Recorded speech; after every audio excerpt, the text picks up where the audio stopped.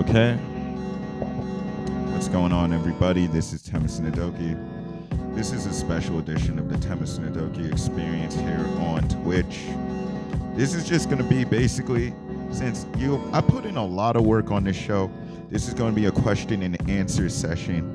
And I'm going to basically play my music, talk about the history of my music and everything else. And I'm going to answer your questions. So, yeah, feel free to send me your questions. But yeah, right now I'm just playing a track from my 2011 album, EP actually. This is Versus the Easy Splitter, okay? I actually produced this when I was still living in Pittsburgh, and it was released on September 15th, 2011. So yeah, tonight it's gonna be like more of like a storyteller's type of thing, where it's just like I tell the stories behind my music, my DJing career, and the tracks I've made over the years. So, as much as I want to get into that, let me let this play out.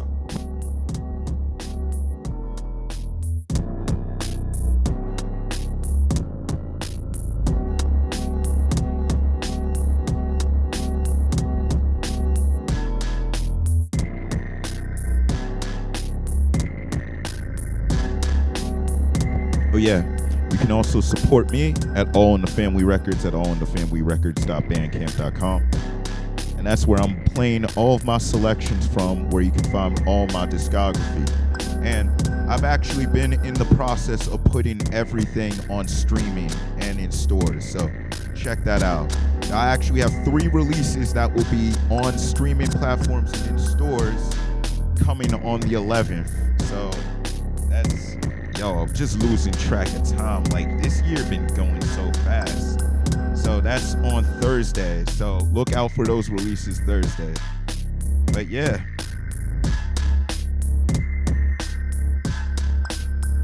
Let's get started here. So, all right. Here's the first question I'm going to ask. I'm going to answer. So, when did you get started? Okay. Now, I got started doing this. I've been producing since 1997. And let me tell you something about producing music in that time. There wasn't too much that you could really... Yeah, producing records in the 90s, that was one thing I've always wanted to get into alive or just talk about on here.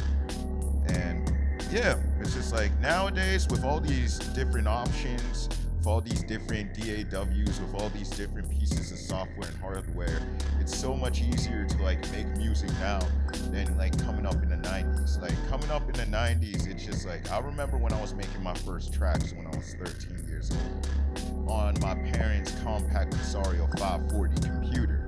Basically, if you know anything about those times, it's just regular old music production software was not that easy to come by. All you really had was Sound Recorder. And for the younger generation, they might not have even known what Sound Recorder was or what Sound Recorder is. But Sound Recorder, it's just basically, it was crude back then. It's we had analog recording. I still can't even believe how I was able to actually make tracks back then and then put them on cassette tape, because it's just all right. For those, basically production on computers back then, it was very difficult. You had low resolution samples.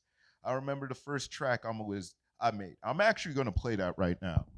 So this demo I actually produced in 1997. This was the first track I ever made on my own.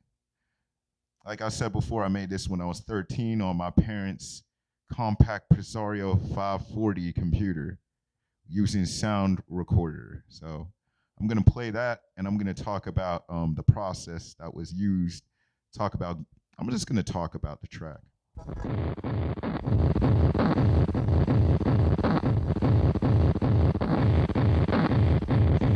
Okay, so this drum sample right here, that's not actually drums. This was basically a stock helicopter sample that I slowed down to like, I'm gonna say like 200%. So it kind of mimicked a drum pattern. Now, when I was going into making this track, it's just like, all right, I was listening to, let me just set you up. I was listening to Chemical Brothers.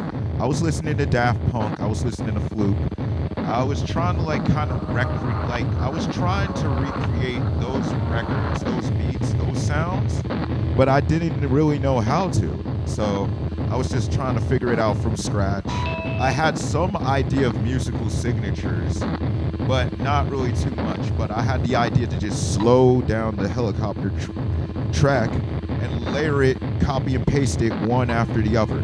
And then those melodies you're hearing, these are stock sounds that I actually reversed and overlaid on top of them and tried to make a melody using them. Now, before I even tried to use computers to make music, I was actually doing tape loops. Now, for those of you that don't know, that's some old school shit right there. Tape loops. Basically, you would take a sample from a CD,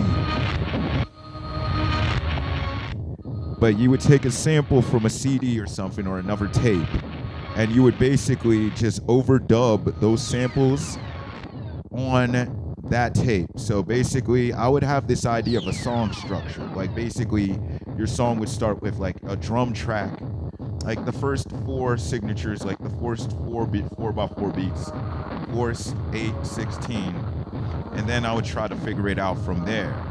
And then it was a crude process of making tapes. Anybody that made like dub tapes or just like those type of tapes, they'll tell you that pretty much it was extensive. Like, you might not get the sample cut right, but it would be something. I just had to move on from that, and then I just moved on from working with those, trying to sample, trying to sample tracks on tape, and I just worked with computers. Back then, though, it's like this was like the most affordable way to try to even make music. And let me tell you what changed the game. My dad showed me an aux cord. Now, for those of you, in '97, nobody knew what an aux cord was. The first time I saw one, it blew my mind. But that's how I was able to transfer this track from 1997. That's how I was able to transfer this track from my computer onto tape, and then I would digitize the tape and put it online and put it with my discography. So yeah, I mean, I appreciate the people that would tune into this. I just wanted to take a break from doing a DJ set. Like, I actually wanted to announce that I was going to take a production hiatus for the show for a week to just upgrade the quality and all that. So I just wanted to have a session where I took some questions from the audience that supported me and everything else. And I'm going to answer them right here. But yeah, that's the story behind this track right here.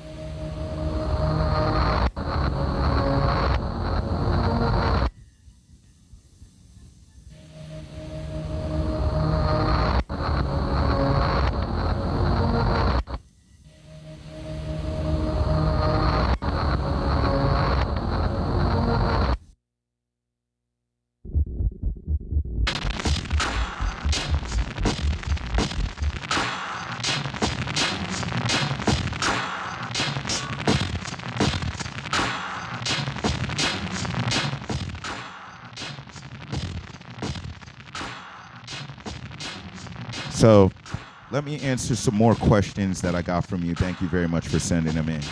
So, one question: where are you from? I'm from Pittsburgh, Pennsylvania, born and raised. My dad's from Nigeria. My mom's from St. Croix. And yeah, I'm a Pittsburgh dude. Shouts to the Steelers. Shouts to the Pirates. Shouts to the Penguins. I always got a soft spot in my heart for Pittsburgh. Like, that's the thing. No matter where I go, I'm gonna represent Pittsburgh. Like, even when I was living in New York, I was repping Pittsburgh all the time. Now I'm here in Denver. But yeah. So, how did I get started? Let me tell you something. I'm gonna actually talk about the people that actually got me started on my path to like making the music, and then talk about my early days. First of all, I want to dedicate this broadcast to my Uncle Earl, who passed away. And like I said before, that was one of the most integral people that actually got me into getting into electronic music, house and techno, and everything else. Now, basically, it's like, yeah, Earl was the one that taught me how to use computers and introduced me to making music on computers and on keyboards in the early 90s. Like, me and my family, we would go from Pittsburgh to Newark when we were visiting like my family there, and then we'd go and visit my family in New Jersey. And then it's like, they would show me, like, they would have all these dope house music CDs, like those Dance Music 94, Dance Music 95 CDs and everything else. And I would get put on a lot of dope house music, friend. And it's just like, I got interested in making music on computers from just watching them work.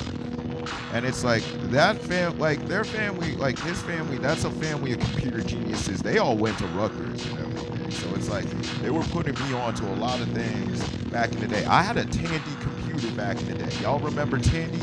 Like Texas Instruments? Yo, I had that back in my room back in the day. I would play Oregon Trail. I would use the paint tool back then. And this was back when there weren't even mouses on those computers. Everything. This was when you had to use the keyboard to draw stuff.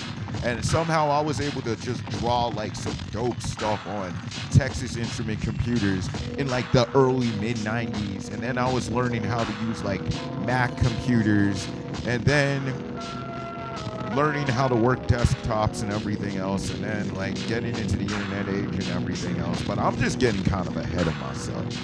But basically, Earl, that was the man that basically put me on to like making music with computers, making music with keyboards and everything else. But yeah, and I gotta thank my dad too. He was the person that actually he bought the first piece of music for me that got me into house music all the way back in the 1990s. And I kind of talked about this before. Like the track High Tech 3 by High Tech 3 with Yatik K, Spin That Wheel. And basically that was my introduction from house music right there. And I remember just dancing to that track. I would just have that cassette on. I would have that cassette in my Walkman. I'll put that Walkman on. I'll put the headphones on. And I would just be cutting it up. 5 years old, cutting it up in my living room. Like, I remember just looking at my shadow, having that shadow boxing effect. Just thinking of the music, just dancing and vibing to it, and it felt like I was in like a video game or the TV show or something. So then I just got addicted to just that type of music. My thing is, I'm into a lot of different music, don't get me wrong. It's like, you check out this show, I'll start off with hip hop. I'm a hip hop head first and foremost. Don't even get it twisted. Like, I love hip hop, I live for hip hop. I've been listening to hip hop since 1989. Like, some of the first songs I think of when some of the first artists I was getting into or just started listening to or just getting exposed to, I was thinking about it. MC Hammer, Vanilla Ice, Big Daddy Kane, Kool Moe Dee, Kid and Play, Positive K, Third Base, Black Sheep. That was just a different era of music and time. It's like, unless you were there, you really don't know. It's like, this was back when house and hip hop was more so synonymous. Like, there was the hip house records, you know, this was the New Jack Swing era. This is when you would mainly hear house music in black clubs, primarily black and gay clubs, primarily back in the day, and you wouldn't even hear that anywhere else. It wasn't mainstream like it is now. So I'm trying to just shed some history there. Like back in the day, like the only time you could really hear house music in America, this way was during like mix shows and everything else, and that's what I was really into in the 90s. Like the hip hop stations, they would have the house music mix shows actually, like on Fridays and Saturdays. Like they would have their regular schedule where they would play hip hop and R&B, and then on like Friday nights and Saturday nights from like I'd say like 10 to 12, they'd be playing house music, and they play like the dope stuff. They play the Percolator, they play the Ha Dance by Masters at Work, they play the Bucketheads, the Ball. They'd be playing all that commercial house stuff that was in the 90s too, like Hathaway, What Is Love, La Bouche, Be My Lover, what's that one song? Everybody's free to feel. Oh, that song. Everybody's free to feel good. That type of thing. Like, yeah. I remember being into those commercial house music tracks, but like they were kind of corny though. But it's like they had their time and place back then. Like that, it wasn't big back then as it is now. Like the artists that really kind of put me on to house music in a different way, I'd say Daft Punk, 100%. Daft Punk Homework, that was the straight up, that was the album that put me on to a lot of dope house artists and a lot of techno artists and DJs and producers.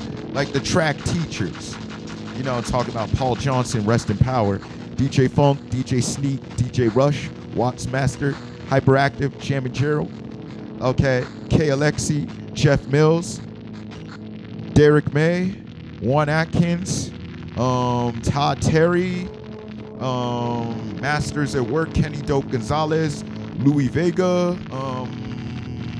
who else? Like George Acosta.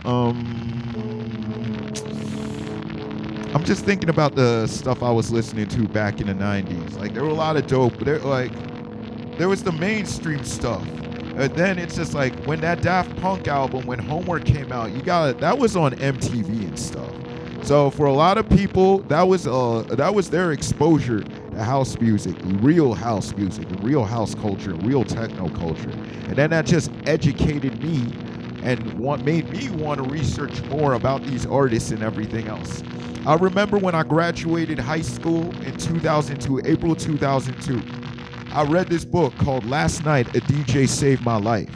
And I just wanted to just invest more time into just finding out about like the history of house music, the history of disco, the history of hip hop, the history of techno, the history of electro, the history of Miami bass, the history of breaks and all this shit, the history of ambient. It's just like music is a very awesome thing. And it's just like I'm one of those people that just likes to research what they are into to have a better perspective on it. So then I started learning about like the old school disco DJs in the 70s and how they work and how DJing was back in the 70s. But again, I'm kind of jumping ahead of myself here. So yeah. When I bought, 2002, when I bought this book, this was around the time I bought my first real set of turntables from Gemini and a mixer. And I was trying to learn how to beat match. I was trying to learn how to blend. I was trying to learn how to do transitions and everything else. Because I as much as I love production, I always wanted to know how to DJ, how to like fuck up the records and everything else. And the people that I saw early on that taught me how to like, that showed me that was possible. There was hip hop DJs. It was turntablists. It was people like DJ Jazzy Jeff. And shouts to DJ Jazzy Jeff. I'd probably say that's one of my main, if not the main DJ influence when it comes to my career. Because for a lot of people in my age group, it's like before Fresh Prince, like who was DJing on mainstream television? Exactly. It's just like it was new, it was dope. Like I was just watching DJ Jazzy Jeff with these records and watching Will Smith doing raps, and it's like it opened a whole different world of possibility. And I remember when I was younger, like my dad would be mad at me actually because I would mess around on his records. You see, my dad is a big audiophile. He loves records, he loves music and everything else, and he had a huge record collection. So I actually got my affinity for the records from him. I remember just growing up in the 90s. It's like I would be watching hip-hop videos. I'll be watching Yo MTV Raps. I'll be watching MTV Jams, and the DJ would be all there, front and center, just like cutting on the records, cutting on the records. So I got the idea to go in my dad's record collection, just find any old random record that had a groove, and I would just put the record on the turntables and just scratch. My dad would be like, what are you doing? Like, I remember I scratched up one of my dad's prized records, probably his most prized record. It was a first edition copy of Meet the Beatles, bought straight from the UK over here.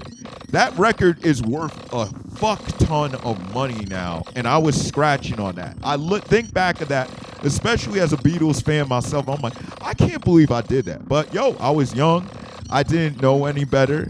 Like, the older I got and the more records I got, and when I started DJing and buying my own records, I just had more of a respect and affinity for the records. Like, you don't scratch them, you don't disrespect them, you don't diss them. Like, even now, it's like when I see people that they're just like disrespecting the red records, it's just like, why? Like, when people make art where they just are randomly sticking cement, like rubber cement, on a record and putting it on a wall, I'm like, yo, why? Why are you doing that? Oh my God.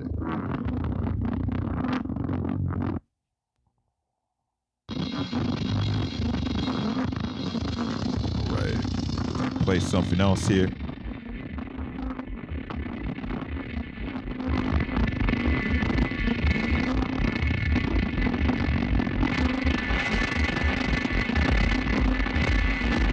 Yeah, I figured I'd just do this and just play my original music on some storyteller stuff. So right now, this is a track from my new album. Well, my new self-titled album. I mean, my new solo album, Trans Interdimensional Airlines. This is called Sickness Membria.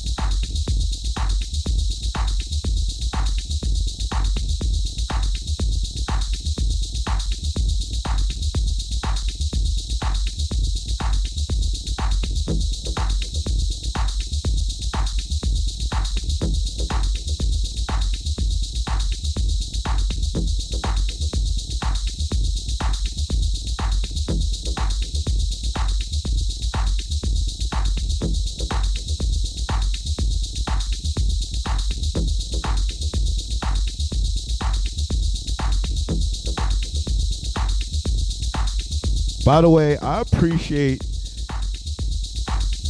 people tuning into this because I already said in advance this wasn't going to be the usual show. I kind of just wanted to take a break and talk about my music and just answer some questions because I know people have been trying to get at me. So I kind of wanted to just get that out of the way. So thank you for bearing with me. I really appreciate that.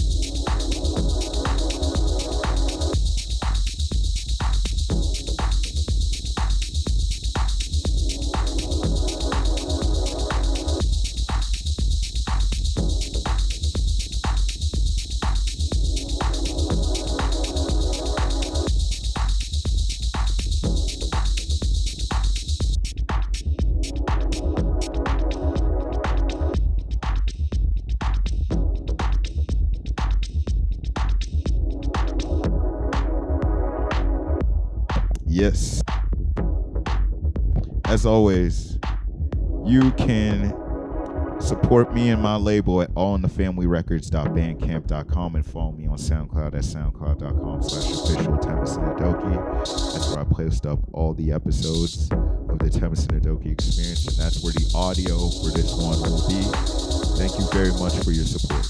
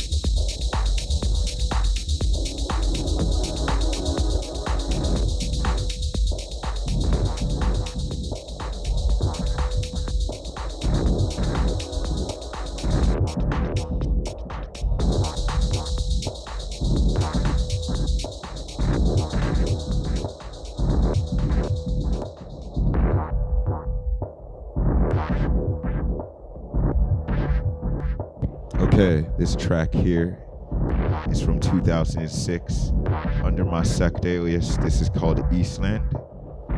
And yeah, basically when I started out producing, I was doing IDM type stuff like this. So anytime you see me like bigging up IDM or shouting out IDM, that's where it came from.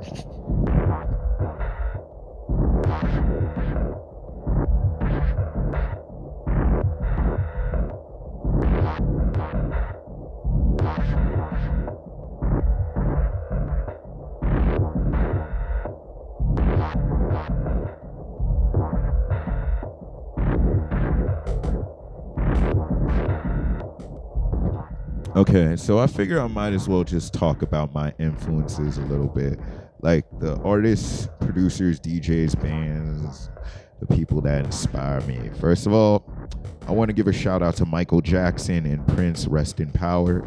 Still two of the biggest influences that I've ever had musically, and I consider myself thankful and blessed that, I was able to be alive at the same time they were, and they were able to touch my life and like spread mad musical wisdom to the whole populace. Those were some cool ass brothers right there, straight up.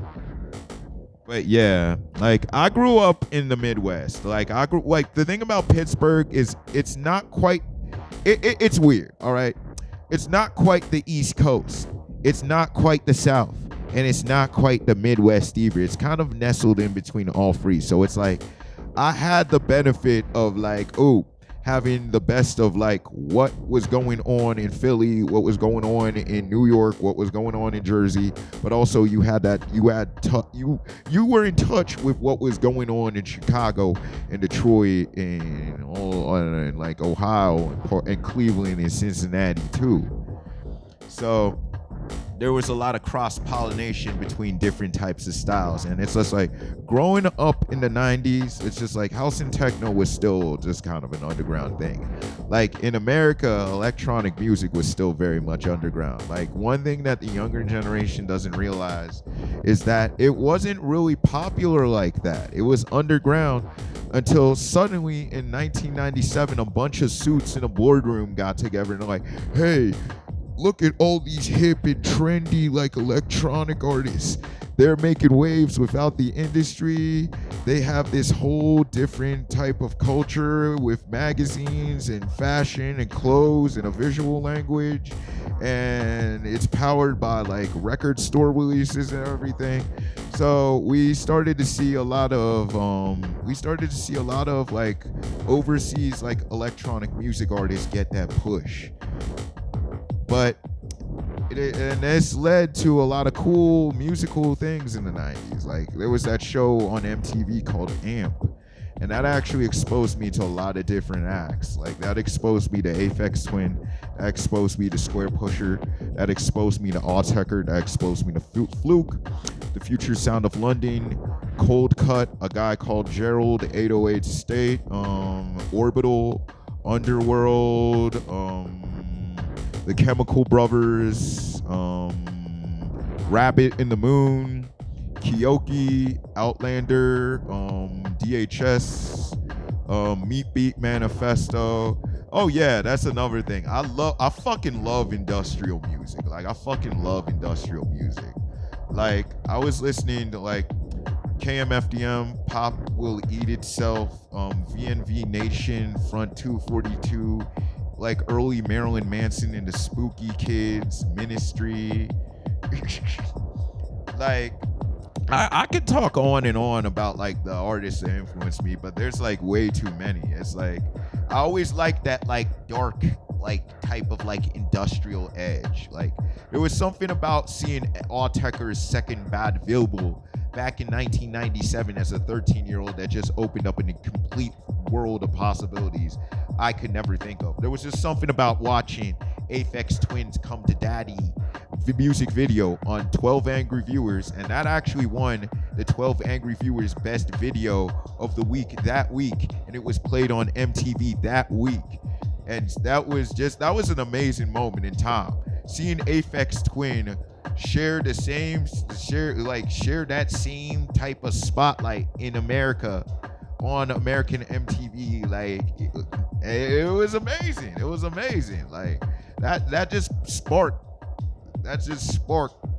fireworks in my head. So it's just like I was chasing this sound. I was chasing this music. I just wanted to do something that was unique. Like I said before, I'm inspired by hip hop, but I always knew it's just like as a student of hip hop and as somebody that's a fan of the music and the culture, it was just more so like hip hop is open to interpretation. Like the way I think about it is like beats and rhymes. Like it's almost like Egyptian hieroglyphics and everything else, you know.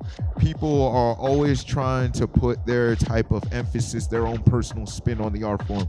But what I do, I feel like I'm just taking bits and pieces, the bits and pieces I like, and I'm trying to reinterpret them in a different way. And even though it's like, you know, you might think of hip hop this way, you might think of it as just like one way. I think of it as a multitude of ways, and that's always the way I think about it, you know. It's like hip hop. It's like the musical genesis, you know. It's like the yin and yang. It's like back in the '90s, like, and I'd even say up until the early 2000s. It's just like hip hop and like house and like electronic music were kind of occupying this same, just kind of like DJ driven underground realm. But it's just like at one point, one music became more popular than the other. Just like you think about the relationship between the DJ and the MC. Like now we're living in a time where it's like, okay, it's been decades since the rapper, the MC, the master of ceremonies stepped over the DJ. But the DJ managed to create their own thing and create a whole different culture based on the DJ, you know? One of my favorite influential people that I think about is Grandmaster Flash. I remember watching an interview with Grandmaster Flash this one day a while back, and he was talking about the science behind the turntable and how certain advances had to happen with the science of the turntable in order to make DJ culture a realistic thing. And one of them was the tone arm. Now, for those of you that were starting, for those of you who might have been like, you know, messing around with turntables and records and the DJ culture and everything else back in the day, it's just like, there was trial and error trying to figure out what works. It's like, I remember back when I was just getting excited about seeing somebody get on a pair of turntables on TV. And it's just, I didn't even look at the sign. I didn't even look at what was the specific on the turntable. Like, I didn't look at the specifics of the mixer. I didn't look at the specifics of the table themselves. I just saw, oh, records, turntables. My dad has that. And I would just take my dad's records and try scratching and making tracks on it. But yeah, I realized after a while that there is a science behind the turntable, you know? Like, you have to get an S-arm turntable. Otherwise, when you try to backspin, the tone arm might bounce off and everything else.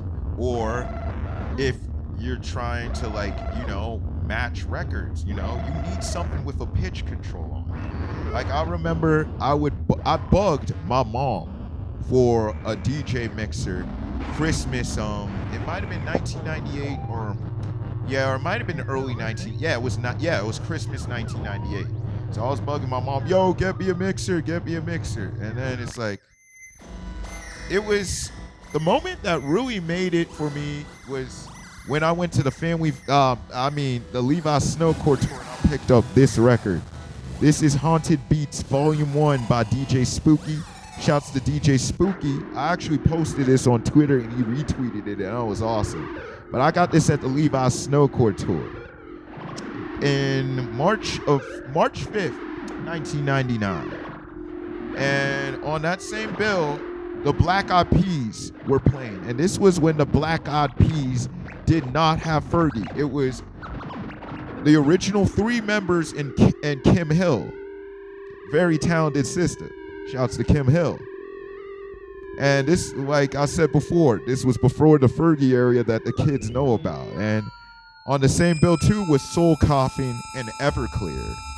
And that was actually, the thing about that is that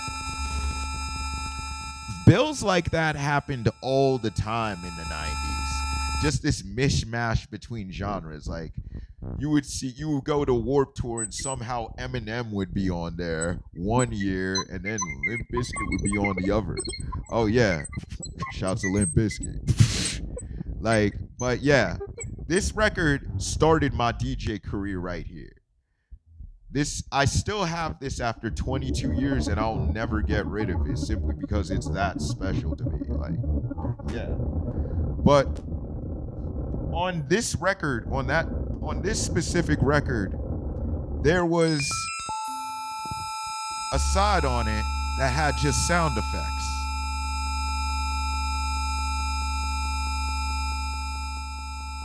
And I would practice cutting and scratching with those sound effects. Like, they would have Street Fighter, Mortal Kombat sound effects. It's like the get over here, fatality, and all that. I would just like learn how to like do different types of scratches on those with those records. Like, I would take like a Wu-Tang, like my favorite thing on the turntables when I was starting out is I would have a copy of Wu-Tang Clan Protect Your Neck, Mystery of Chess Box in that 12, and I'll put the Mystery of Chess Box in 12 on, and then I'll put the DJ Spooky 12 on, and then I'll just be like trying to do like cuts and scratches with the punches and the kicks and the Mortal Kombat effects over the beat. I actually got that from Mixmaster Mike, because oh yeah, that's one thing. I would collect a lot of like mixtapes from DJs from like 1998 to 2002, like actual mixtapes that were on cassette, and then they moved on to CDR. So I was just peeping game from there. And also too, like Pittsburgh in the 90s, it had actually a very prevalent rave scene, even though a lot of people might not even think of it now. There were always DJs coming through. Diesel Boy is from there. Shouts to Diesel Boy. The stores I used to go to get records back in the day, in 2002, there was Hyper Vinyl, and then there was Future Sounds. Hyper Vinyl was in Oakland and Forbes Avenue, and yeah, Future Sounds was in Squirrel Hill on Forbes Avenue. I remember the first job I ever had at 17 years old. I was working at Burger King on Route 8 in Hampton, PA. And the money I used from that job, I would just buy my first records from. Because it's just like, I didn't really care about nothing else. Like, I just cared about just beefing up my DJ skills and everything else. And I even invested time and energy into buying copies of DJ Mag and Mix Mag and getting those imported from Borders back in the early 2000s. And it's like, I didn't know anybody at that time that was even checking out that magazine in Pittsburgh, let alone America, because it's just like, that was some strictly like UK stuff right there. But I would look through these DJ mags and mix mags and all these copies and just see like single selections.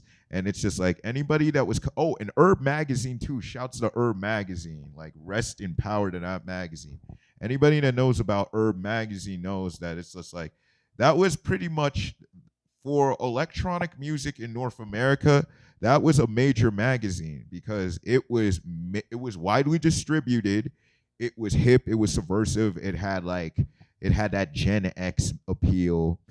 And around Y2K, it started to become like a real resource for me to discovering different electronic music artists and labels and everything else. And they would always have the single selection in the back, where it's just like they would divide it up into genres. They divide it up into like breakbeat. It would electro, house, hard house, techno, trance, tribal, drum and bass, jungle, progressive, and hip hop. And then I would just basically find tips from there. And shouts to Groove Tech Radio. I actually purchased the first things I purchased online were records from Groove Tech Radio. And this was back when I was starting college after I graduated high school in 2002.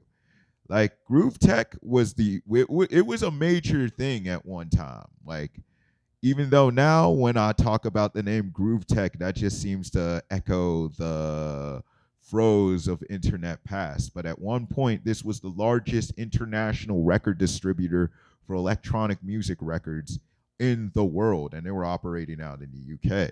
So then I would just check out, when I first had a DSL connection, like a high-speed internet connection when I was 18, and I had my Sony Vaio computer, I would check out that site, and they would have real player samples of the records, and I would check out those real player samples of the records. And this was when I was finally getting some money. I had a job and everything, so I was just buying like records left and right, and straight up and down. Like, people back then were like, "What the fuck is this?" They're like, "Seriously, I've never heard this before." Like, I would get obscure breaks records. Like, I would get just like obscure electro records from artists like Saint 13 and Philip Kuenberger and what else? I was listening to Akufen back then. Like, I'm a big fan of Akufen. What else? Billy DeSandro, Thomas Fellman, Scape Music. I was big into those Mill Plateau. I was big into the Mill Plateau clicks and cuts sessions, those clicks and cut CDs. I still love that. Like a lot of those sounds didn't really age that much because it was so ahead of its time to begin with. But those Mill Plateau records, those clicks and cuts records, what else? Warp records. I love Warp records. Still love Warp records, but I started getting into Warp records in 1997. The first Warp release I bought with my own money was the Aphex Twin Come to Daddy EP, the 7-track one. And then the second Warp release I bought was Autechre's Cornfield, which I still find one of the most brilliant albums ever made. Conceptually, sonically, visually, with the artwork, it's just an amazing album from front to back. And that's kind of funny that that was the first Autechre CD that I ever bought because at that point they were in a completely different era. Autechre, that's one of my favorite groups. I actually saw them live in 2005. But yeah, the one thing I liked about them was just, okay, if you listen from their first records in like the early 90s and then compared to now, it's like, wow. But I always like groups that are trying to progress and do things differently and they're just trying to just blur what can actually be done. The funny thing about Cornfield at that point, they had entered the digital era and had abandoned the analog era, and it's just like that album is so ahead of its time. It was so ahead of its time for 2001. And you got to consider what was coming out in 2001, all right? We were still dealing with the throes of the pop invasion, the Britney Spears, the Mandy Moores, the Christina Aguileras. We were still dealing with the boy band invasion. We were still dealing with new metal, you know. Techno in the mainstream was just, it was not happening like that. So when it's like, and also too, like Autechre was getting a little bit of exposure in America through Trent Reznor of Nine Inch Nails label Nothing. But it's just like I remember I would just read interviews about people going to Autechre shows back in the day, and they would be bored because they were expecting some Nine Inch Nails stuff, and then it's just like there were these two English dudes just messing around on these like keyboards and like altered, just modified drum machines and and using all sorts of MSP Max sequencing, and it's like they wanted something dark and heavy and goth, and it's like the thing is, Autechre is just dark and heady in a way that like not too many acts are dark and heady. That's the thing I like about them. It's like dark and heady in like a cerebral, like connected, like post-technological, like I don't know, Quagmire type of way. But yeah, whatever. But yeah, they're still one of my biggest inspiration. But one of the things I like about them is just like you compare their older new work to their newer work, and it's kind of like, how the heck do you get there? So I just kind of try to like make that type of thing, try to like replicate, not 100%, but just type of replicate those type of formulas and those type of things to my own music to make it a bit more conceptual, a bit more out there. My thing is, it's like I said, I love hip hop, but I like doing electronic music, house music, techno, like IDM, ambient, like etc. more because I'm allowed to be more expressive. Like there's a broader sound palette I can use. Sometimes I don't want to sound like everybody else. Sometimes I just want to sound like myself, but sometimes I don't even want to sound like a human being at all. Sometimes I want to sound like, yo, is this a program? Is this a recording? And that's the type of thing I think about that got me into electronic music back in the day. Because back in the day, it's like we didn't have the internet. Well, I mean, we did, but it wasn't as good as this. It wasn't as good as this now. And it's like we didn't have camera phones. We didn't have all this stuff everywhere, like straight up. So it's like these electronic music artists, these electronic music acts, they were pushing their music in America, and it's like we didn't even know what they look like. So then it's like to a lot of the people, unsuspecting listeners listening to this music, it just sounded so otherworldly and heady. You're like, did a person even make this? Was this made by a robot? Was this made by a program? And that's kind of the feel I want to get with my own music and everything else. All right, let me answer some more questions for here. All right, well, first of all, let me play some more tracks because the one thing I wanted to do tonight with share my older music and just give you an idea of my musical history. So this track is called Sad Stars 13. I recorded this in 2002, and I used, okay, I'll tell you a little backstory about this track. I used a Sony Vaio desktop to make this track, and then all the samples that you hear on this track, actually, they were all, I downloaded them all from Google. So there weren't that many resources for like free sample sounds and everything back then. I was just trying to learn like this through trial and error. And yeah, I came up with this.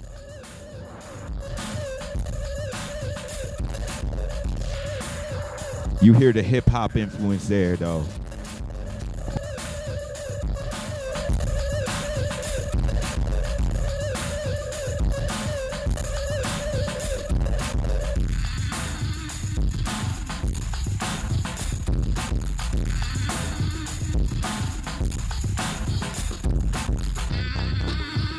So yeah, the one thing I've always tried to remain consistent in when making music is I always try to use is I'm not a big gearhead at all. That's the one thing about me. I'm not a big gearhead at all. Like currently I just use an Arturia MK2 Minilab MK2. And Ableton. I was actually one of the first people to. I was actually using Ableton in 2003, and I know that sounds ridiculous to some people, but yeah, when Ableton was first introduced, I was using that to just basically generate sounds and make tracks on the fly. Like the one thing that was cool about that is you could take a sample like a drum loop or like a pad or a synth or something, or just like a bass or just like a bass loop or something, and you could just run it through a bunch of VSTs like granular synthesis, redo, reverb, or anything like that, and then you could just alter the pitch and you could basically create songs from scratch. So I was learning how to use live sequencing from there. Live sequencing, I still use live sequencing, even though most of the stuff I do now is more so, I say pre-played, programmed, as opposed to like live sequencing. Even though I still see a very good importance artistically for live sequencing when it comes to electronic music. Like sometimes you want to create an original sound that not everybody has, so you got to sequence something completely different and utilize like different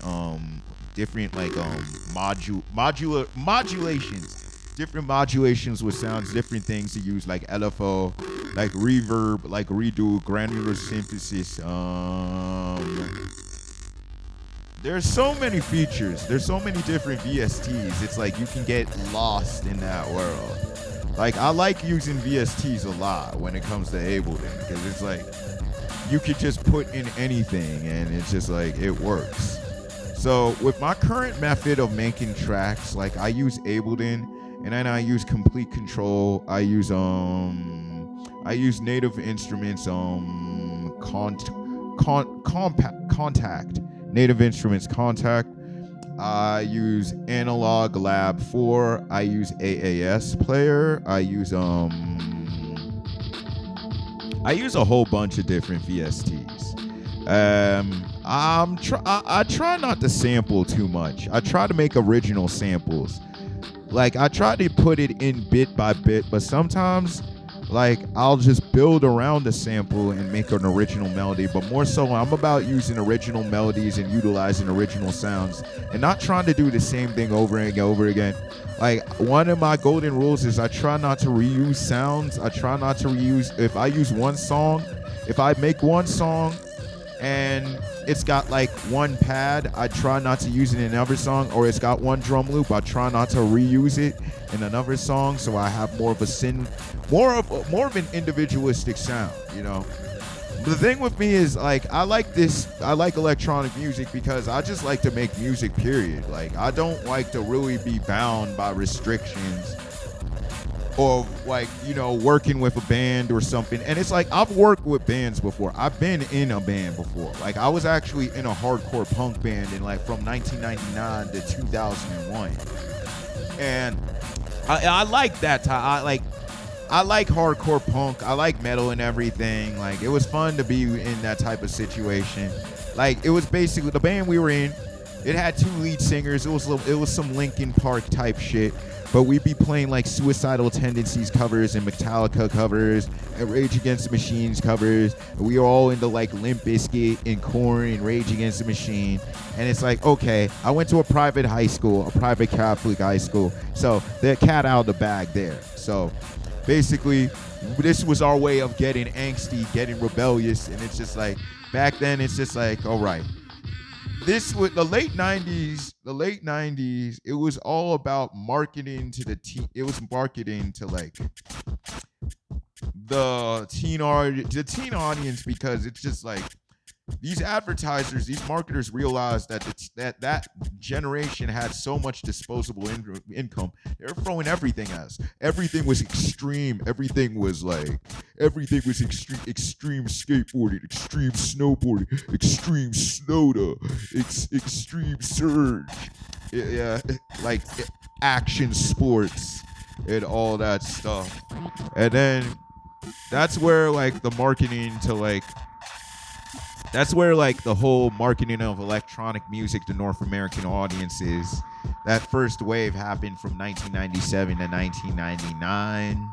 And that's what really inspired me too.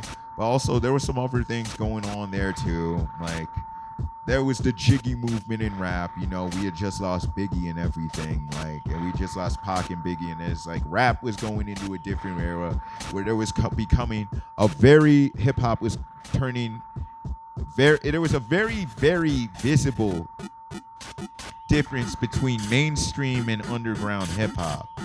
So for me as a hip hop head, I went back underground because in my high school eras, it's just like, yo, I was not one of them jiggy cats that was getting all the girls. No, hell no. I was relating more to like, yeah. I was just thinking that the hip hop I was listening to, well, in the 90s, it's like I was listening to pretty much everything, like Nas, Biggie, Tupac, Wu-Tang, Onyx, Poor Righteous Teachers, Jeru the Damager, Brand Nubian, what else? KRS, who else? KRS-One, DITC, Big L, Fat Joe, Big Pun, Ice Cube, West Side Connection, The Far Side, Soul Submission, Slum Village. Like, I'm a hip-hop head at heart, But my thing is, I've always liked electronic music because it was just more expressive.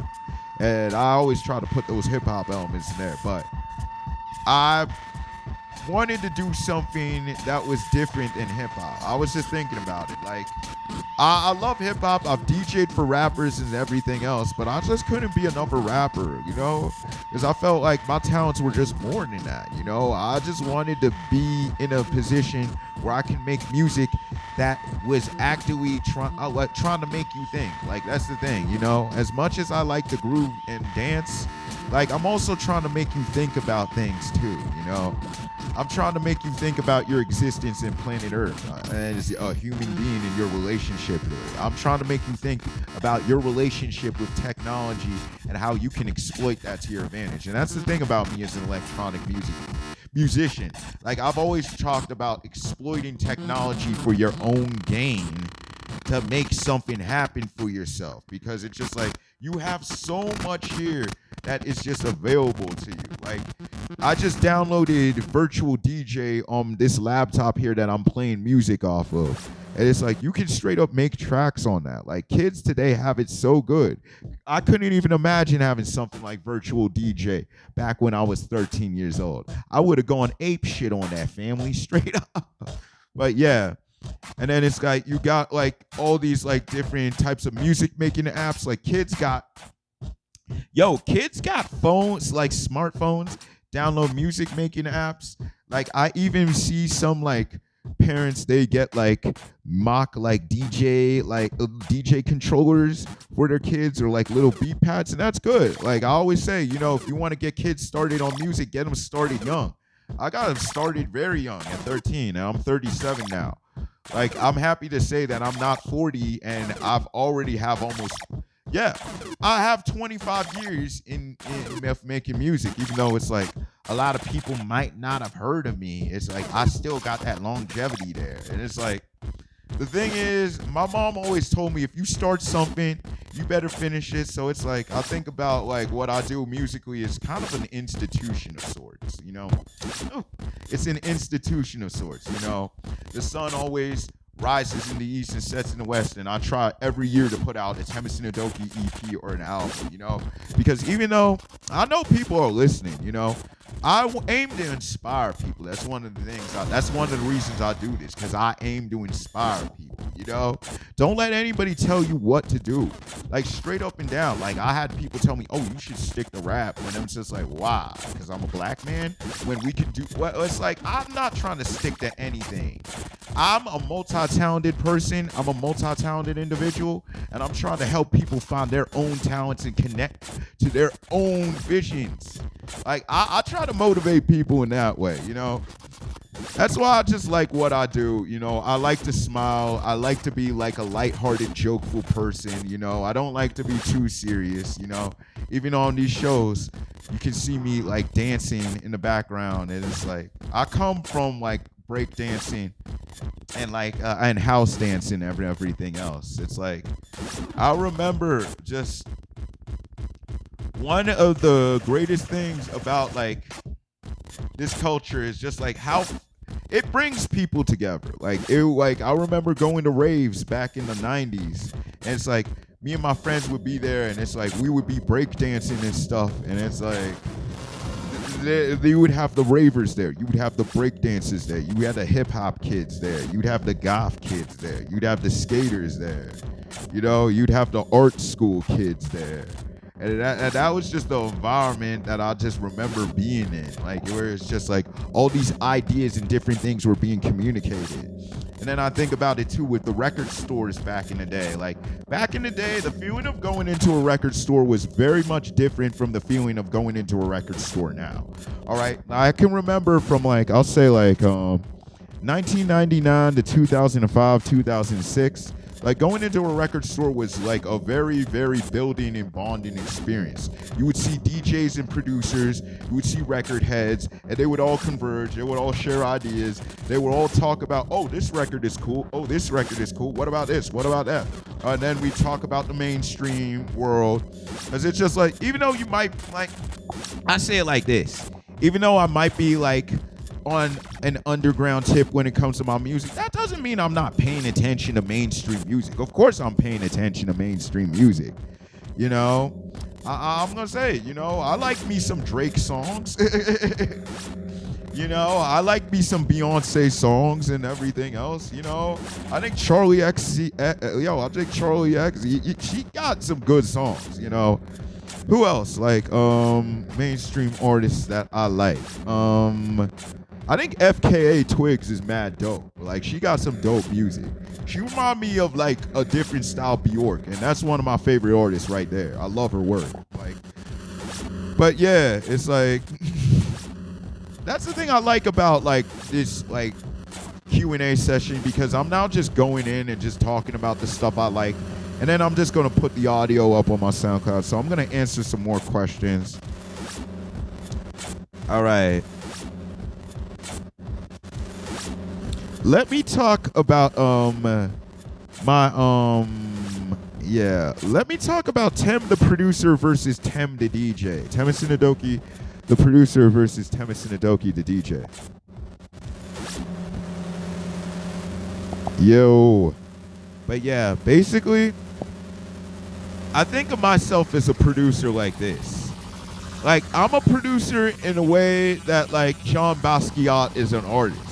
Jean Basquiat as an artist, basically continuing, or Andy Warhol as an artist, continually reproducing works and creating works that might be similar in quality, that might be similar in presentation, but they're very different. The way I think about it is like I'm always trying to grow as a producer, and I'm not trying to do the same thing over and over again, because it's just like I'm always trying to expand on what I'm doing. Like sometimes I'm just going like, oh, yo, I want to make an ambient album, like an ambient glitch album. Then other times I'm like, I want to make like a floor-to-floor techno record. That's why I like electronic music, because I'm just be able to do that. You know, I don't have any restrictions. And that's why I put my music out independently on Bandcamp and everything, because it's like I've tried to shop my music to labels before in the past, and it's like the response was just not there. Like I remember the first time I sent demos out in 2002, 2003. I sent demos out to Scam Records in the UK, and then I sent demos out to Warp Records actually. And this was back when CDRs were big. All right, trying to shop your music out in the early 2000s, in the era of Kazaa, LimeWire, and BearShare. Let me tell you something. That was one hell of a task, but somehow I did it. But yeah, people were downloading my stuff back then, because like I was actually, when I got my first computer in college, a little thing I would do was basically I would make like bootleg remixes of like house tracks that were already popular. Like I would do like a remix of Studio 45's Get Down and then put my name on it.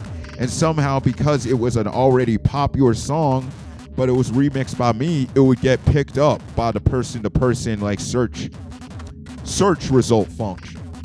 Back in the day, that was hard to promote your music back then. You gotta understand, like this was before YouTube, this was before MySpace, this was before SoundCloud and Bandcamp. So basically, other than like putting your music on peer-to-peer searches, you basically had to slang CDs, and that's what I did. Like this track right here is called Bastard Maker. This is off the Evidence 0203. This album is basically a collection of tracks that I recorded between 2002 to 2003. And this is a 10-track album. Tracks 1 through 8 and 10 were originally supposed to be for my true debut LP in 2002. 2003. That was called Transplant Map. And track 9, Pier 1 Kid, was for my sophomore album that was supposed to come out that fall, called Deconstruction Method Volume 2. And both of those albums are no longer. I actually gave a copy of that Deconstruction Method Volume 2 to a friend of mine, Nicole Musser, back in the day. And if she's listening, like, yo, hit me up. I need a copy of that CD. But yeah, most of these tracks were made using Screen Blast Acid Pro. And this was when I was starting to get more intensive into live sequencing. At first, I would just do raw live sequencing using Screen Blast Acid Pro. And basically, I would have a program that would just record sounds straight from the soundboard. And I would live sequence that way. And that's actually how I started to create some of my first earlier IDM tracks in the early 2000s.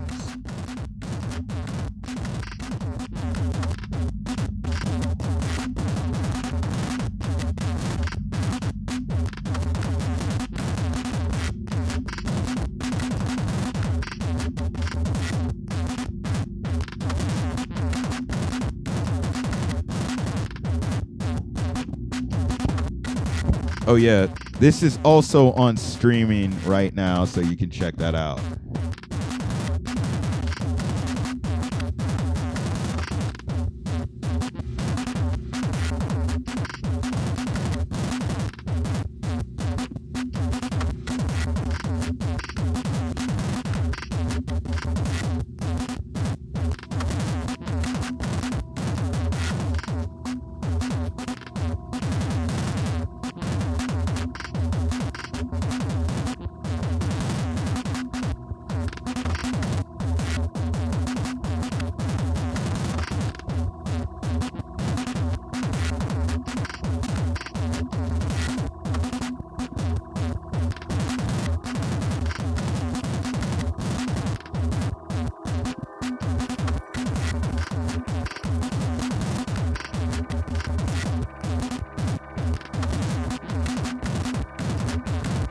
Again, thank you for tuning in. I appreciate this format, this type of thing, because I can just take a break from going in on the turntables and just talk to the audience on some one-on-one type shit.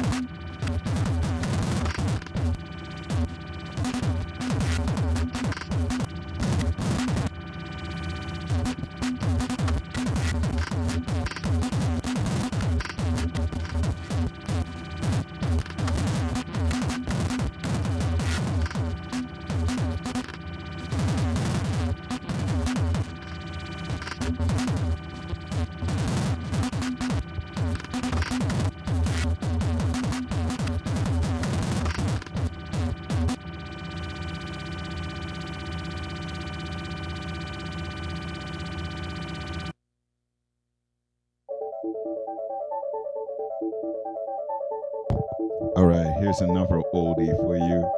This is from 2002. This is Statues of the Sun, produced by me, and I'm just going to tell a little story about this track right here.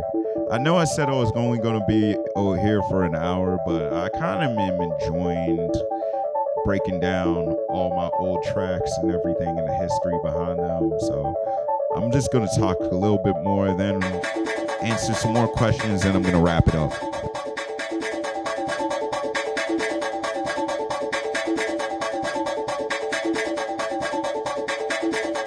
But yeah, I actually produced this record when I was attending college at Marietta College. Like, I was hanging out with a bunch of raver kids, and we were like all like going to raves and smoking weed and getting fucked up and all that stuff and listening to trance. And it's like, back in the day, this was when I was listening to like Paul Oakenfold and Paul Van Dyke and Mark Taberner and Timo Maas and Sasha and Digweed. I'm still a big Sasha and Digweed fan. Like, the first time I ever saw Sasha and Digweed ever in my life was on television on MTV Live. That was hosted by Carson Daly in 1998. And that's the show that would eventually become MTV's TRL. And one of the first guests he had on there when the MTV studio moved from Broadway to Town Square was Sasha and Digweed. And they would have them on the turntables. They were talking about Northern Exposure and everything else. They also had Ronnie Size on there, DJing, and shouts to Ronnie Size. I'm a huge fan of Ronnie Size. I love me some drum and bass. I love that like atmospheric drum and bass stuff. Like, shouts at LTJ Bukum if we're talking about atmospheric drum and bass too.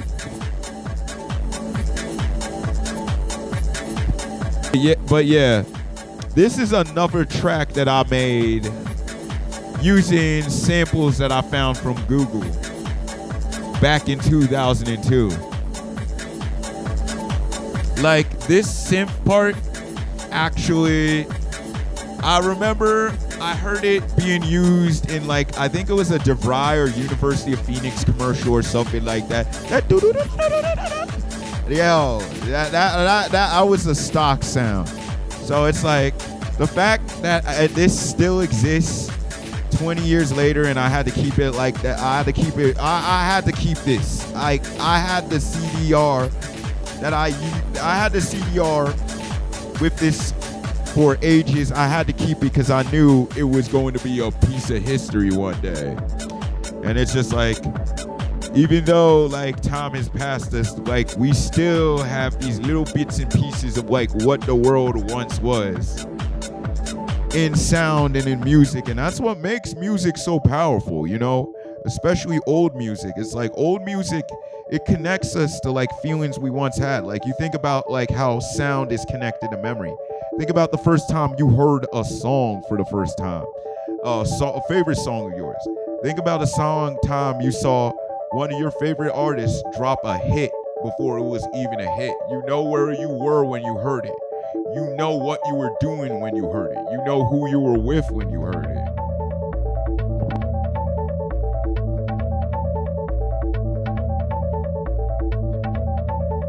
I personally just had to make sure I kept and tried to maintain as much of my discography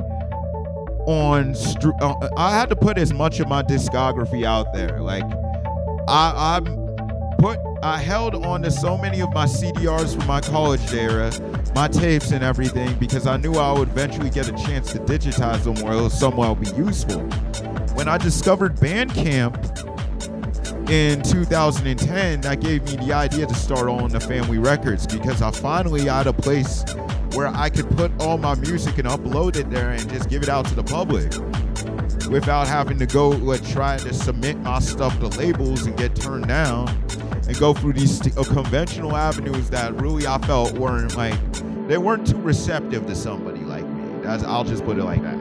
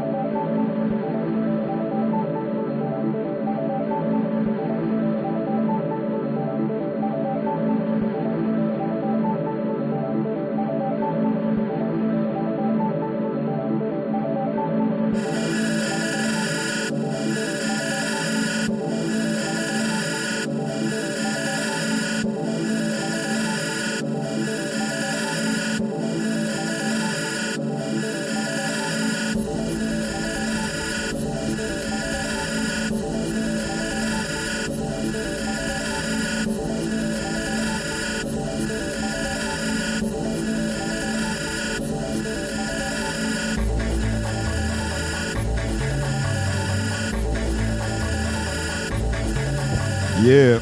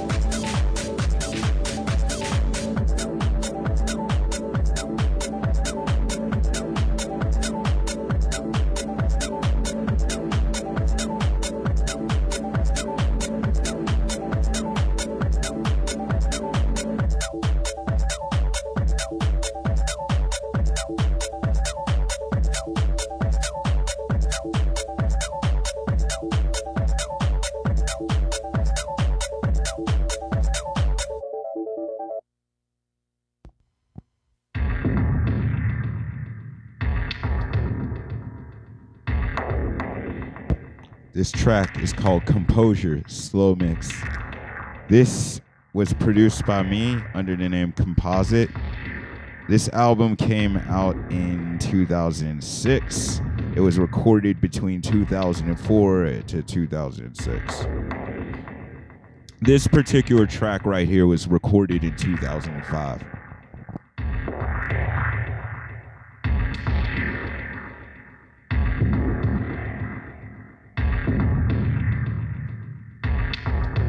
I'm just going through chronologically and talking about my discography at this point, and I'm going to add some more questions. Okay.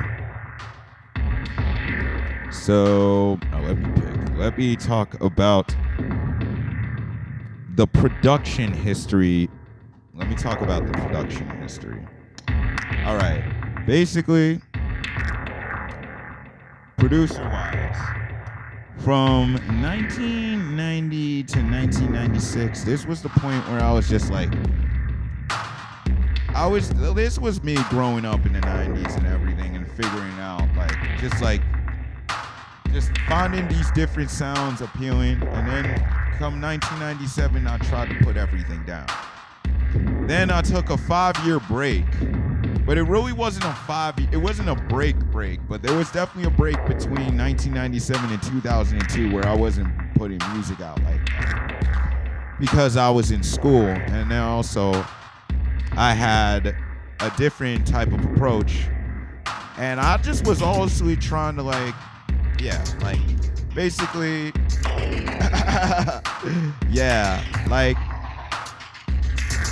I was in the point where I was more focused on my studies than making music. Then once I got to college, I started working on music full time because I was bored, in between going to classes and everything. I needed to figure out something to do to alleviate the boredom. So I started just making music, and it's I had a lot of friends and everything, and it's we would all hang out in my dorm room, and I would play them all my tracks, and it would be like, yo, Tim, this is sick. Why don't you release this? Why don't you send a demo out to people? And I'd be like, I didn't know. I felt like I wasn't confident in my abilities. I wasn't confident in sending my stuff out there because I didn't know how people would react. So I just kind of kept it to myself. And then there were so many people that were just kind of telling me, yo, you can't hold on to this. This is good. You got talent, dude. And it's I didn't take it seriously. I was just even today, I still kind of don't take it seriously, I'm a humble person. I make music. I'm not an ego. I don't have egos like that. I'm just trying to make music and share it with people. And then it's if you like it, that's cool, But I had so many people being like, Tim, you can't hold on to this for so longer. This is so next level. It's I appreciated the comments. So then I finally worked the confidence and courage to try to put my music out there. I remember in 2005, the first DJ gig I did was in 2002. That was the first It was a birthday party it was actually it was a high school graduation party and a birthday party too. So this was my first real DJ gig. I brought my records down there. I remember the same tracks that I played. I started off with Daft Punk, One More Time from Discovery, because I had Discovery, the gatefold vinyl, and I got that from Future Sounds, and I wanted to show it off for everybody. Then I went into that, and then went into Ian Pooley's 900 Degrees.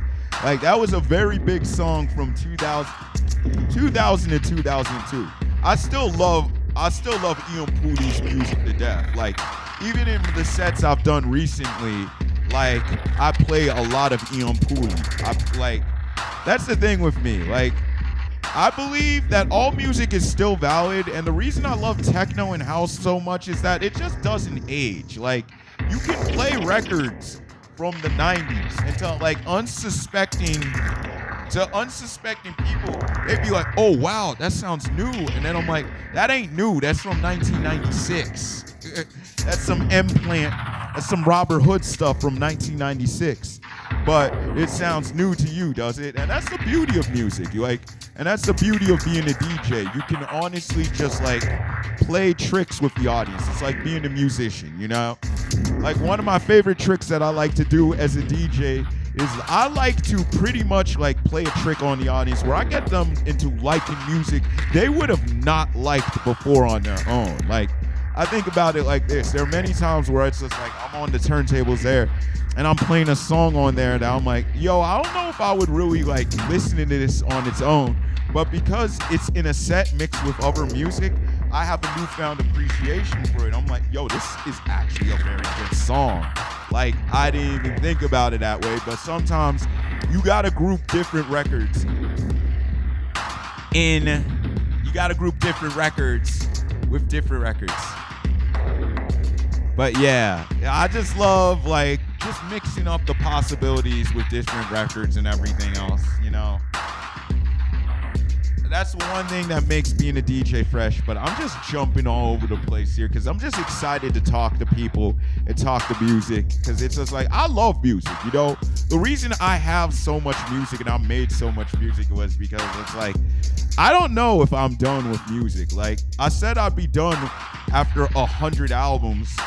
I have 80 now, but I might not be done there. Like, some of my favorite musicians that inspire me when it comes to creating volume and creating quality music have been people like Masami Akita, Merzbo, the noise artist, one of my favorite noise artists ever, and Muslim Gauze, rest in power. But yes, for those of you who don't know who Muslim Gauze was, it's said that he had like over 130 albums, like almost 130 albums. Like, if I could get to that level, that would be dope. But yeah, my thing is, it's just like music, it's spiritual. Like, you can use it to just deal with so much. And it's like you can connect to so much and to so many people with it. And one of the reasons I feel like I was more akin to just using like electronic music as a tool to communicate music ideas than, let's say, hip hop, was because it's just like, you know, I was born and raised in America, you know, I speak English mainly. Like, I took 12 years of Spanish between like grade school and high school. I can understand Spanish a little bit, but like, I can't speak it fluently. It's just the language barrier, the culture barrier. And I remember when I was reading the book last night, A DJ Saved My Life, and Carl Craig was talking to a bunch of people, talking about, yo, when you want to get out of here, he's showing them his passport. It's like, when you want to get out of here, you want to use something that can translate to different like communities, different cultures, different demographics. I'm just like, I'm the type of person where it's like, musically, I don't like to say much. You know, I like to actually keep quiet. So I let the music do the talking. And it's just like, with like techno, with house, it don't really got lyrics anyways. And it's just like, everybody can understand a beat. Everybody can understand rhythm. Everybody can understand a melody. So there's the beauty there. And that's why you see so many of these DJs and producers going all around the world and sharing those sounds and those feelings with people. I just think it's like, sharing music is one of the purest things you can do. Like, it's so pure and genuine, you might as well do it. Like, as a musician, you might as well share your talents with the world and everything else. It's just like, it goes back to like the idea of like the mixtape back in the day, you know? Like, back in high school, you had a girl you were digging on, you know? You'd make her a mixtape. Like, you would record the radio to get some exclusive tracks. You would put tracks from your own musical library and record them onto tape.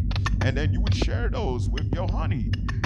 And maybe she would be feeling you. Maybe she would just be like, oh, you trash, bro.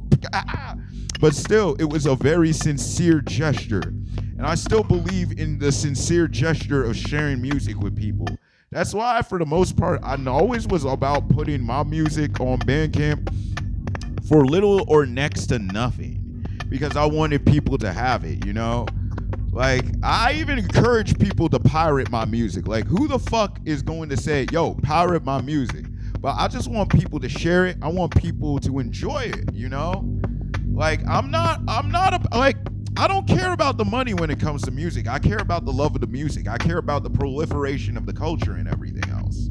You know, so that's why I'm willing to put my music out there for free or next to nothing. That's why I'm willing to do shows where it's like $5 at the door, like Fugazi or something. That's why I'm willing to put myself out there, because I believe in the culture and the music first and foremost before everything, you know? Like, one of the jobs of a DJ is to kind of educate the crowd, you know? You got to move the crowd, but you also got to educate them too, you know? Some may have an idea of what the electronic music is, but they might not really have a detailed idea of what it is. And I feel like that's what I got to do. So there's a difference between Temisan Adoki, the producer, and Temisan Adoki, the DJ. Temisan Adoki, the producer, is more so of an artist trying to be more conceptual and put ideas down on a canvas of sort, you know? But the thing is, it's like, if art is how we decorate space, then music is how we decorate time. So always think about music as a sort of time exercise, and DJing is kind of like time travel. The one thing about me is, like, I like to put records from different eras in sets. It's like, and that's the beauty of techno and house. It's like, it's got that format. So you can put that format in there, you can sneak those old records in with the new records and create a completely different sound and feel that you don't get with too many different genres of music, you know.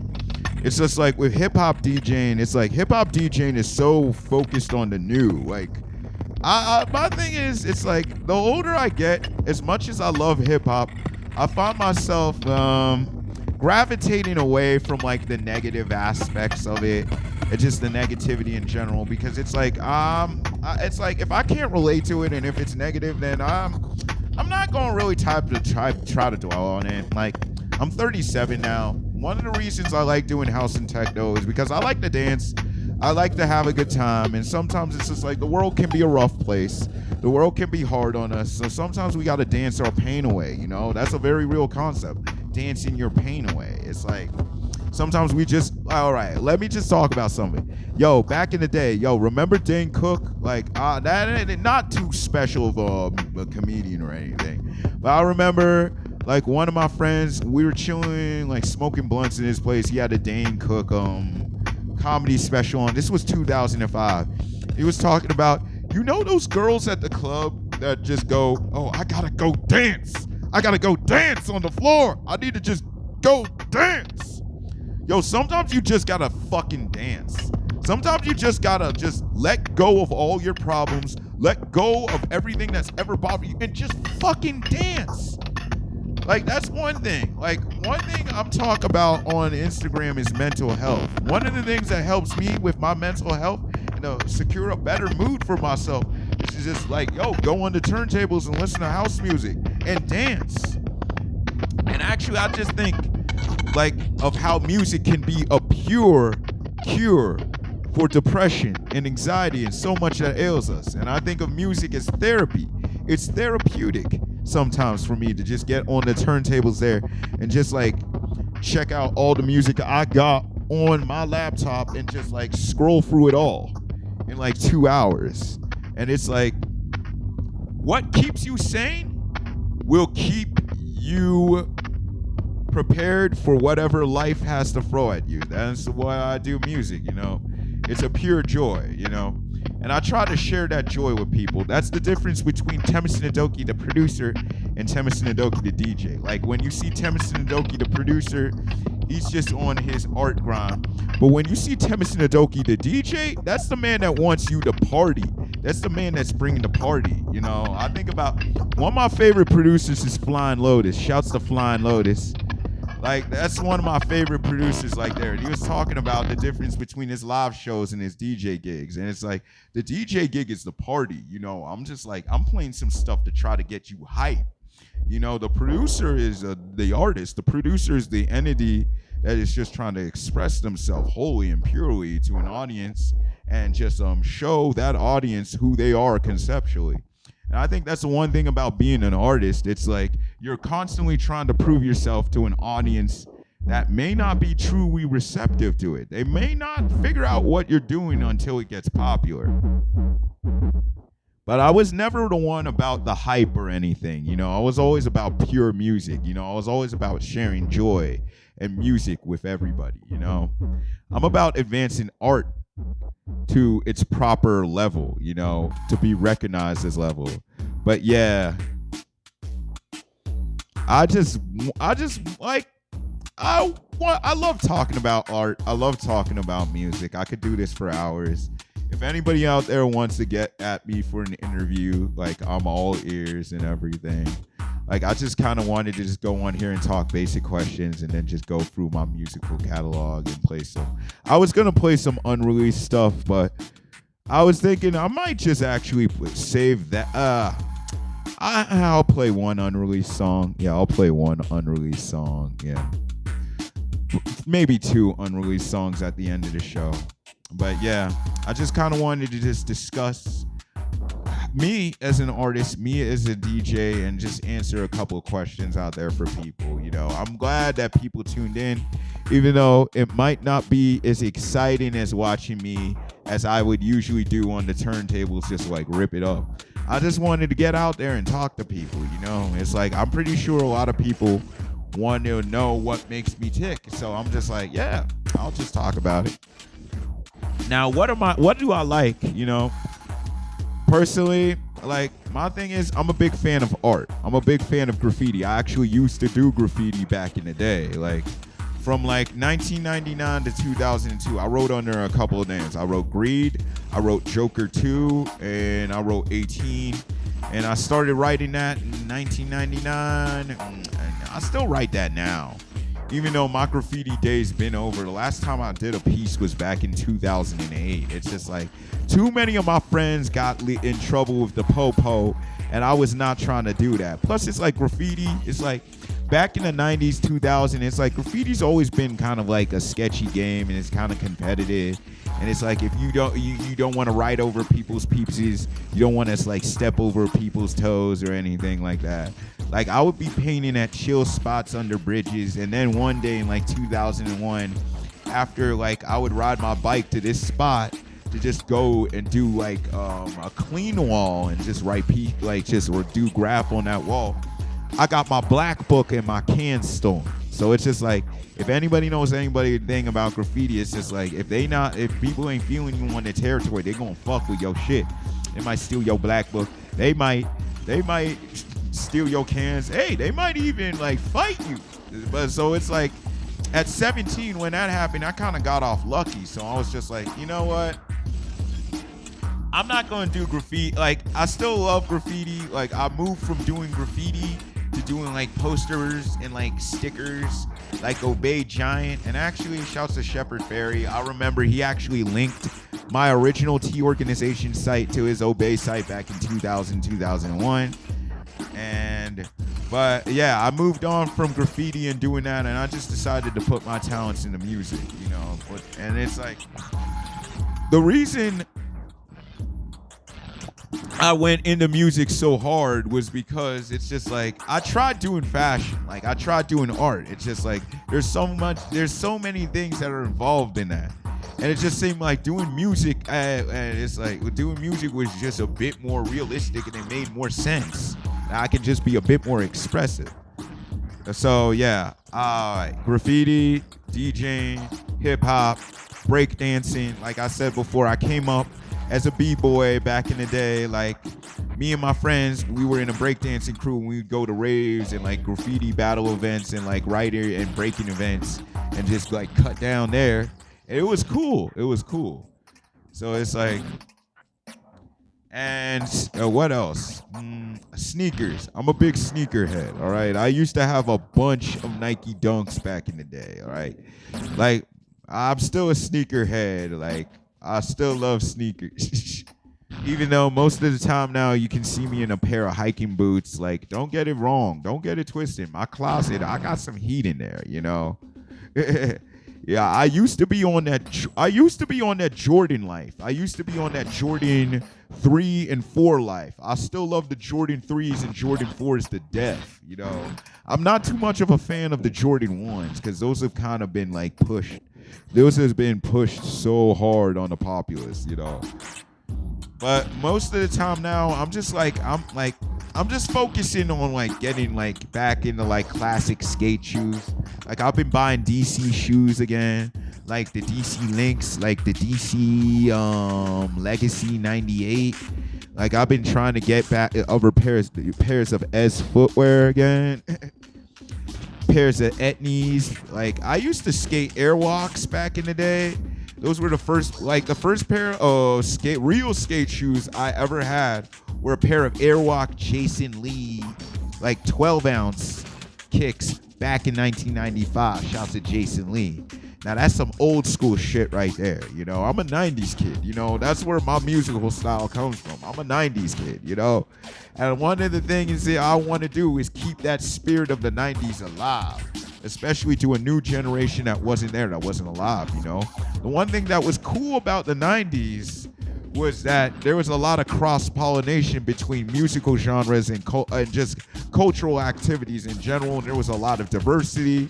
There were a lot of new ideas being presented, and a lot of the things that we take as standard now were actually perfected and created in the 90s. And there was just a perfect storm, a perfect convergence between media and technology and music and art and culture and fashion that led us to the Y2K era. And it's just like, I've even talked about it before. I'm kind of a retro futurist artist. Like, what I'm doing is like kind of like some new sort of retro futurism, some like Y2K type retro futurism, but it's completely new. It's completely new. I have so many different like concepts that I tried to like put out there. It's like my ideas are all over the place. Like, seriously, yeah. Like, I'm a big fan of science fiction too. Like, one of the things, like, I always like to think about years ahead of where we're at now. Like, I like to think about like the future. I like to think about like things. I like to think about automation, like machines. I like to think about like artificial intelligence. I like to think about robots. I like to think about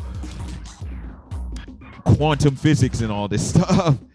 My thing is, like, I always liked that like techno and house. It's like there was this aspect that lended itself to more creative like exploitations, because it's like I always like people like Jeff Mills. Like, Waveform Transmissions was one of the CDs that really inspired me to do what I do. And yeah, like, I like that it was funky, it had beats, but there was some science to it. It made you think. There were other ways of seeing and looking at things and just hearing things that were just involved in it. It's like, I love that. Anything that inspires innovation or lets you think or makes you question the world around you, that's what I'm about, you know? That's why I do music. Like, I aim to inspire people, and I aim to make them question the way they see the world, you know? And it's like, we live in a very interesting time where we have all this technology available to us. So I say, you better use it to your own advantage before it uses you. And that's been my number one motto as an electronic music producer. But yeah, I've always been a big fan of science fiction, like comic books. Like, I love Marvel. I love Marvel comics. Don't get me wrong. I love Marvel. I didn't really get into DC back in the day. The thing is, as a 90s kid back in the day, like, I liked Marvel. I didn't really mess with DC, but I liked Image. I liked Harbinger comics. I liked a lot of those indie comic book brands. Like, some of my favorite comic book artists are people like Mark Texiera and Jim Lee. They just made such iconic stuff. Like, I like Deadpool, I like Cable, I like Bishop, Domino, like X Factor, X Force, X-Men. Like, I was just looking at my X-Men cards from back in the day. Like, there's so many dope characters in the X-Men universe that I think about. But I think the one thing that made the X-Men like such an interesting comic, because as Spike Lee talked about it, Stan Lee, not Spike Lee, as he talked about it before, it was an illusion. The X-Men and the Professor Xavier's School for Gifted Mutants and the Brotherhood of Mutants were an analogy actually for Martin Luther King and Malcolm X. So that always was a very interesting aspect of the X-Men universe I always took into consideration. So it's just like, I like X-Men, I like Spider-Man, I like the Punisher, I like Iron Man, I like War Machine. I even like Captain America, and U.S. Agent, and I have so many characters I like in the Marvel universe. Doctor Strange, Luke Cage, Black Panther, who else? My favorite character though, when it came to 90s stuff, Spawn, definitely. Yeah, definitely Spawn. I had all the Spawn like action figures, and I tried to collect the Spawn comics and all that. And then it's just like, Also, too, what else what else inspires me? That technology kind of inspires me. Pop music kind of inspires me. What else? I like R&B. I like 90s R&B. Like, yo, 90s R&B was my stuff. I feel like the last good decade for R&B might have been somewhere in the 2000s, but that's questionable. But it's just like, for me, coming up in my family, it's like my mom and dad, they played everything for us. They played like reggae, jazz, soul, funk, disco, Afrobeat, high life. My dad had so much Afrobeat, like all the Fela Kuti records. He had damn near all the Fela Kuti records. And yo, I love Fela Kuti. Yo, like, as far as like music is concerned and building up a catalog, that's another person that I look up to. Is Fela Kuti. Fela. It's like, that man put out so much quality work with his with his band. It's like, I always hope to be at that level one day. And as a Nigerian, he is an icon. Like, that man, an icon. Fela Kuti. But yeah, it's like, that's another thing. It's like, you know, like nowadays you be seeing like mad Nigerian artists coming up. And another thing is like, I've noticed there's a lot of Africans that are into like, that a lot of African house music is coming to the surface now. You know, I'm a big fan of like South African house music, the Amapiano. Even though it's like, I gotta be in the mood for it, and I'm just more so like techno head and house head out. I definitely appreciate the Amapiano, like the South African house music. I definitely appreciate, yeah.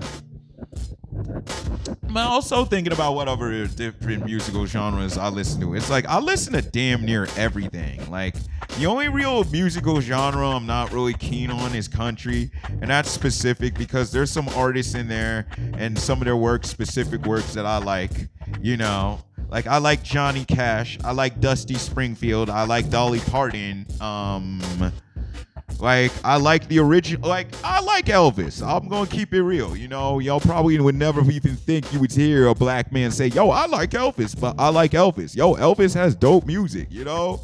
And he always credited the people that inspired him. He credited the black blues musicians that inspired him. Don't get it twisted about Elvis. All right? But yeah, I like disco. Like, that's probably the favorite music I like to spin when I'm not playing house and techno, because it's like disco is the music that inspired house and techno. So that's why I can't really get with these people be like, oh, disco sucks, but they like tech, they like EDM. Like, yeah, EDM, bro. Without disco, you wouldn't even have that EDM. That's what I'm saying. Like, it's like, and I'm noticing there's this resurgence with disco house now. Like, I was checking Beatport, and like, what, disco house in 2021? I remember listening to disco house in the late 90s. And that's because it's just like, in the 90s, everything old was new again. It's like we're celebrating the end of the 20th century and the beginning of the 21st. So it's like we saw a revival of all these different old elements of the 20th century. It's like in the 90s, you saw a revival in swing. You saw a revival in ska. You saw a revival in disco. You saw a revival in jazz. You saw a revival in like greaser drag culture. But it was like, this was old stuff becoming new. So that was, again, another cool thing about the 90s I always think about. It's like, we saw all this stuff that was old becoming new again. And then it's like, in the 2000s, like, it's like, hey, this is the future, you know? Like, I remember when I started making electronic music in like the late 90s. And it's just like, I couldn't even think of the year 2021. Now it's like, I'm almost 40, and it's like, things are so much more futuristic now. Like, things are so much more futuristic now. Like, the fact I can even do an interview like this, like a little special like this on my phone, is just crazy. All right. Again, thank you so much for tuning in inside the artist studio with Temisan Adoki. I'm going to play a couple more tracks here. answer a couple more questions, and I'm gonna be done with this session because we're almost done. Yeah, this is almost 2 hours here. I'm gonna play. Yeah, I'm gonna play one last track here. This. Again, thank you so much for tuning in. I didn't think this would take so long. I wanted this to be one and done in an hour, but I just started talking, and yeah. This track is from Orca Systems Parallel 1. This was released on June 21st, 2016. This track is called Physical. This track is called Physical Elements.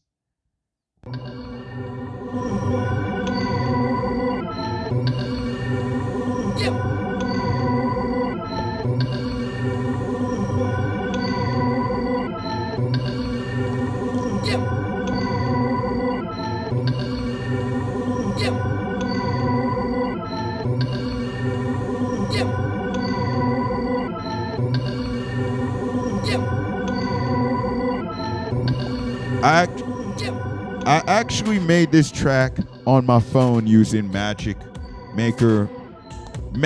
Music Maker Pro.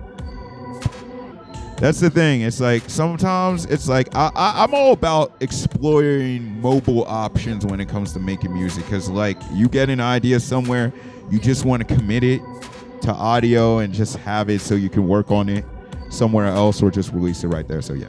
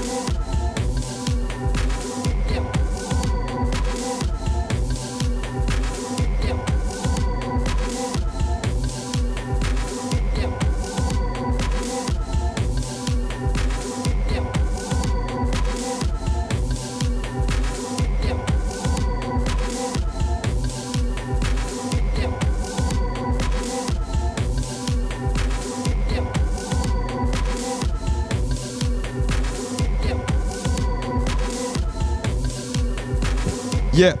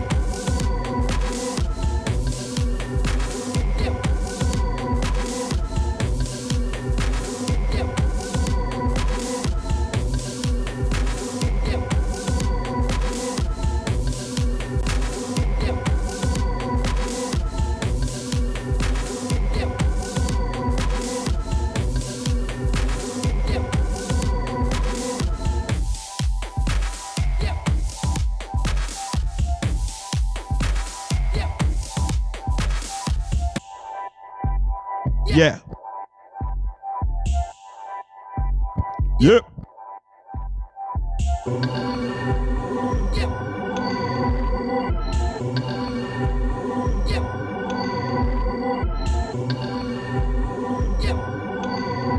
I can't believe I pulled this all talk episode of the Temisan Adoki experience off. Thank you for partaking in history.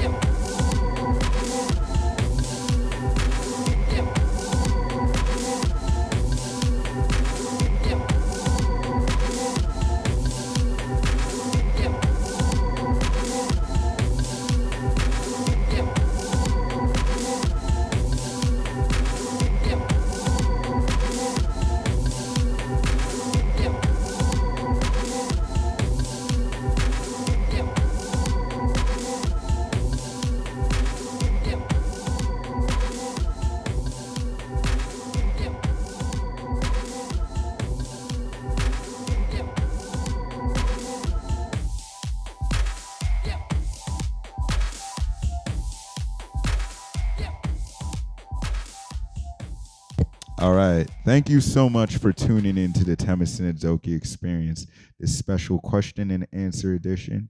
I'm Temisan Adoki, and I'll be signing off. Peace.